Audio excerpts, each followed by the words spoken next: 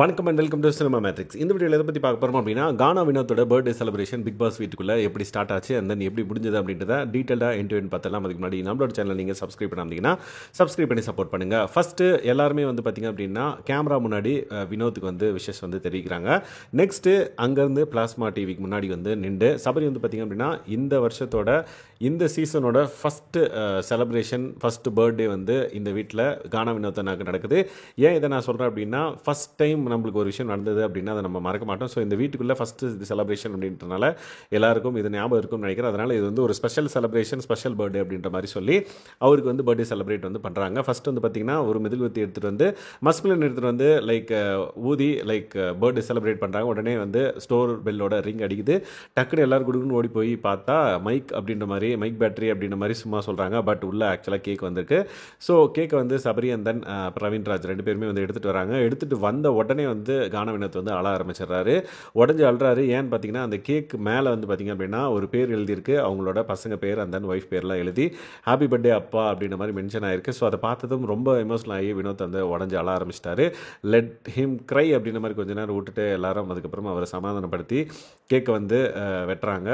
Birthday celebrate பண்ண ஆரம்பிக்கிறாங்க. அதுக்கு முன்னாடி எல்லாருமே வந்து பார்த்திங்க அப்படின்னா வினோத் பற்றின ஒரு சில பாசிட்டிவ் விஷயங்களை வந்து சொல்கிறாங்க. ஏன்னா பர்த்டே அப்படின்றனால நெகட்டிவாக பேச வேணாம் அப்படின்ற மாதிரி எல்லாருக்குமே ஒரு மைண்ட் செட் இருக்கும். பட் யாருமே வந்து நெகட்டிவாக பேசல. எல்லாருமே வந்து பார்த்திங்க அப்படின்னா பாசிட்டிவாக அவரை பற்றி நிறைய விஷயங்கள் சொல்லி வாழ்த்துக்கள் வந்து தெரிவித்தாங்க. அதை கேட்ட வினோத் வந்து பார்த்திங்க அப்படின்னா ரொம்ப மெல்ட் ஆகிட்டார், ரொம்ப எமோஷனல் ஆகிட்டார் அப்படின்னு சொல்லலாம். அதை கேட்ட அவருக்கு வந்து அடுத்த நாட்களில் இந்த வீட்டில் ஓடுறதுக்கான ஒரு ஃபுல் ஸ்ட்ரென்த் அவருக்கு கிடச்சிருக்கும் அப்படின்ற மாதிரி ஒரு கிளாரிட்டி எனக்கு கிடச்சிருக்கு.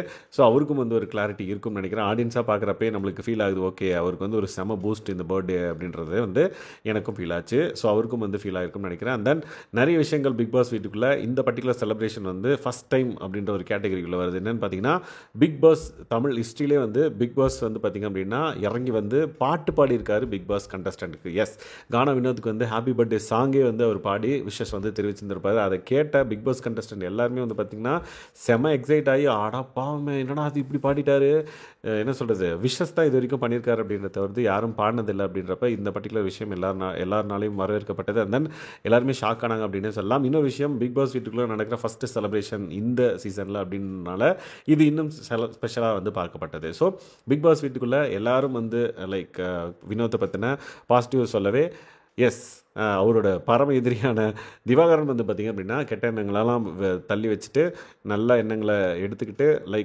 எல்லா செல்வங்களும் பெற்று டாக்டர் திவாகர் நடிப்பு அரக்கன் அது இதுன்னு சொல்லி பர்த்டே விஷஸ் பண்ணி ஒரு ஹக்கும் பண்ணிக்கிட்டாங்க.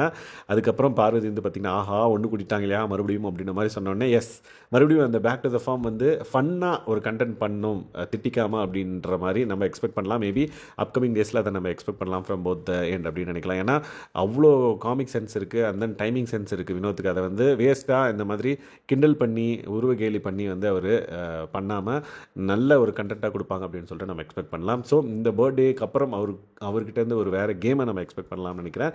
Let's wait and watch. இந்த மாதிரி தான் வந்து பார்த்திங்க அப்படின்னா பர்த்டே செலிப்ரேஷன் ஸ்டார்ட் ஆகி அதுக்கப்புறம் கேக்கெல்லாம் வந்து எல்லாருக்கும் ஊட்டி விட்டு கட் பண்ணி அந்த மெழுகுவர்த்தி ஊற்றி ஊதி அதுக்கப்புறம் அவர் கேமரா முன்னாடி வந்து விஜய் டிவிக்கும் வந்து நன்றி சொல்லி அதுக்கப்புறம் தனியாக போய் சூப்பர் டீலக்ஸ் டீமில் உட்காந்து அவங்க அந்த கேக்கில் வந்து ஒரு சில விஷயங்களை எடுத்துகிட்டு போய் வச்சு அது பின்னாடி எழுதி நிறைய விஷயங்கள் வந்து அவர் வந்து எமோஷ்னலாக வந்து பார்த்திங்க அப்படின்னா ஃபீல் பண்ணதை நம்மளால் பார்க்க முடிஞ்சு. அதுக்கப்புறம் அவங்க ஒய்ஃபை பற்றி எல்லாருக்கிட்டையுமே வந்து பேசுகிறதா இருக்கட்டும், நான் வந்து மறுபடியும் வந்து இப்போ நிற்கிறேன் அப்படின்னா என் ஒய்ஃப் தான் வந்து காரணம் அப்படின்ற மாதிரி அவர் வந்து மறுபடியும் நிறைய இடத்துல அதை வந்து பதிவு பண்ணார். எஸ், அதுக்கு சபரியும் ஒரு விஷயம் வந்து சொல்லியிருப்பார். அதை பற்றி நம்ம அப்கமிங் வீடியோவில் பார்க்கலாம். ஸோ இந்த மாதிரி பர்த்டே செலிப்ரேஷன் வந்து சூப்பராக போச்சு ஃபார் வினோத் அப்படின்னு சொல்லலாம்.